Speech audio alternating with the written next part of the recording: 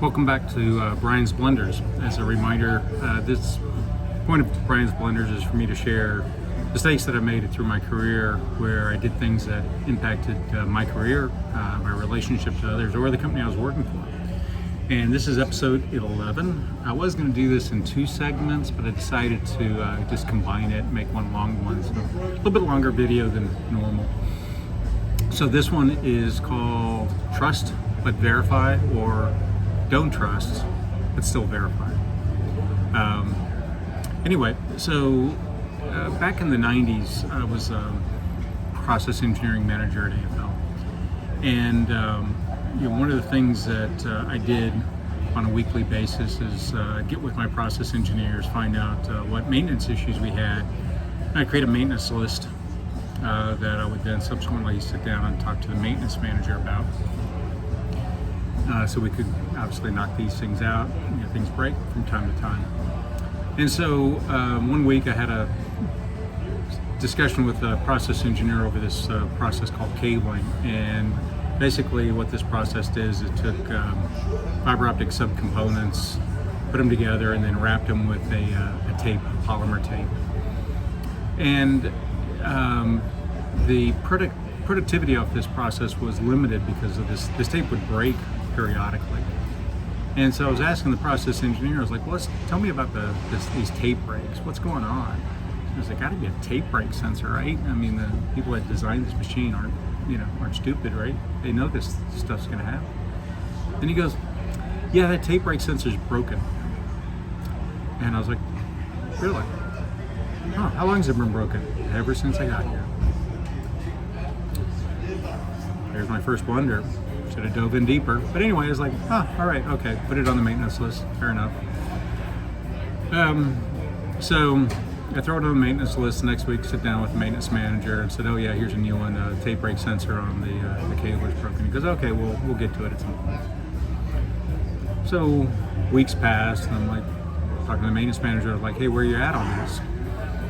And he's like, yeah, we just haven't gotten to it. I'm like, so this went on for weeks, if not a few months, and I was like, come on, man, get to this. What's the problem here? And he's like, all right. And then so next week he goes, yeah, we fixed it, but then it broke again. What? Well, can you look at it again? He goes, yeah, we'll take another look. All right. So this goes on for probably a couple more months. And it just wasn't happening. And meanwhile, we're being just hamstrung by this sensor, because what was happening is the tape would break periodically. And when it would break, the operator would have to manually shut down the machine, and then they would have to manually retape the section that didn't get the tape after the tape broke, because we didn't have an ability to go backwards and start fresh, right?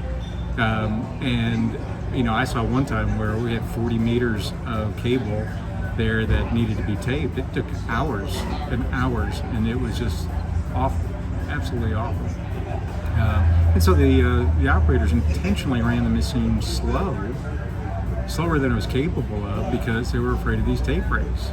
And you can't only stare at a machine so long. Inevitably, you're going to turn your back. And of course, as Murphy would have it, as soon as you turn your back, that's when the tape break sensor, the tape would break, and you'd be screwed. So it was holding us back, oddly. And so finally, out of frustration, this is like month 9, almost approaching 10 months after the initial submission.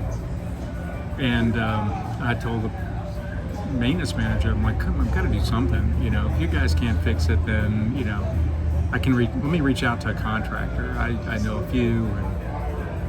And he really didn't have a leg to stand on, because he wasn't fixing it. So reached out to a guy that I knew at Michelin, very, very capable guy, electrical engineer, very mechanically inclined as well, just very bright, very common sense approach. And so I said, hey, can you come in? He said, yeah, just pay me, give me 40 hours. I don't know how long this is going to take. I'm like, yeah, sure. And his price wasn't bad. So I was like, okay, great. So he finally shows up. Maintenance manager wanted him to be escorted, though, with one of the maintenance guys, which, yeah, that made sense. Of course you would. So they go to the machine, and this contractor says, "Where are the drawings?" Drawings? Shocking, right? So they go off in search of drawings, and they finally find them. Just as a side note, all the drawings were hard copy back then. Nothing was digitized, and they stored them. I found this out just probably a few years later, when I was at one point when I was over maintenance. They stored them over the room where they did all the welding. I found that kind of humorous. So anyway, so they find the drawings, they drag them out, they go to the machine, and the process engineer's with them now, and they're looking at it, and they're kind of mapping out the sensor, and they're like, wait a minute, where's this little piece, that's on the drawing? I don't see it when I look at the machine. And there was another process tech that had walked up who was familiar with the process, been there a while, and he goes, oh shoot, I can mock something up really quick, literally 2 washers and a friggin' paper clip. And so 15 minutes later he comes back and he said, here, let's throw this on, see what happens. Kind of knowing that this sensor, this little device, was probably going to end up breaking the tape, but it was kind of a way to test if the sensor actually worked or not. So they put it on, crank up the machine, and 5 minutes later or so, from what I was told, tape breaks, machine shuts off. So the piece that made it work was never friggin' there.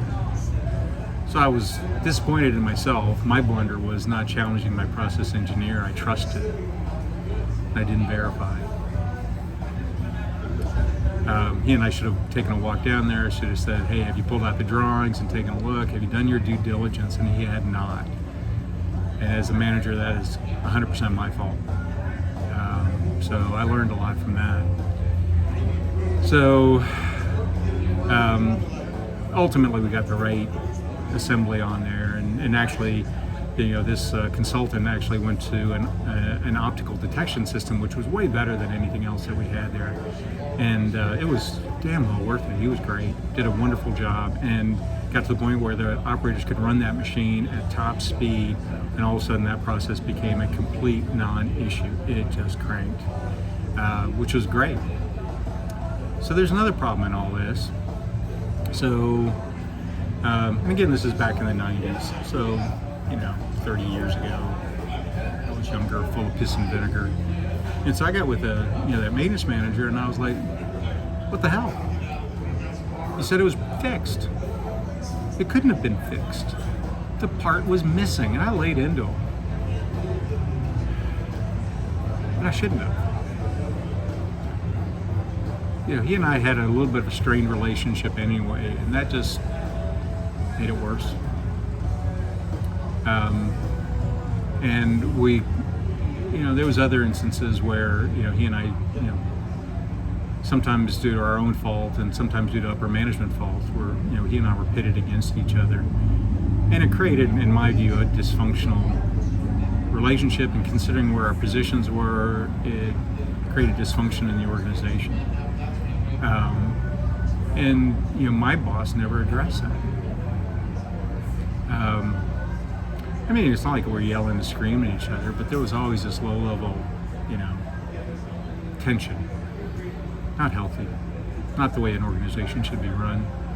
AFL was a little dysfunctional at the time. There was this weird vibe between maintenance, quality, and production that just made no sense. We weren't on the same page. The top guy at the time, and I wasn't the top guy, in each of those divisions, they were all vying for, become the next plant manager. And the plant manager wasn't going anywhere. He didn't leave till 2010, and by that time, all 3 of those guys were gone. They were focused on moving up the ladder rather than just, hey, let me do my job and do it right and have a functional organization. So my apologies to that maintenance manager. I shouldn't have acted the way I did.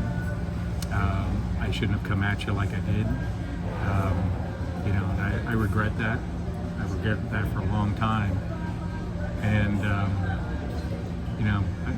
I think I apologized at one point, but it was many, many years later at AFL, too far after the fact to be of any consequence. Anyway, so enough on that note. So today I'm at Liability Brewing in Greenville, South Carolina. I'm drinking a wonderful beer called Mortal Kombat. Apparently their best-selling beer. Really good, 7% alcohol, something like that. So if you ever get to Greenville and want to grab a beer, call me. I'll meet you here or any of the other fine establishments in the area. Anyway, hope you enjoyed this. Take care, and I'll talk to you next week.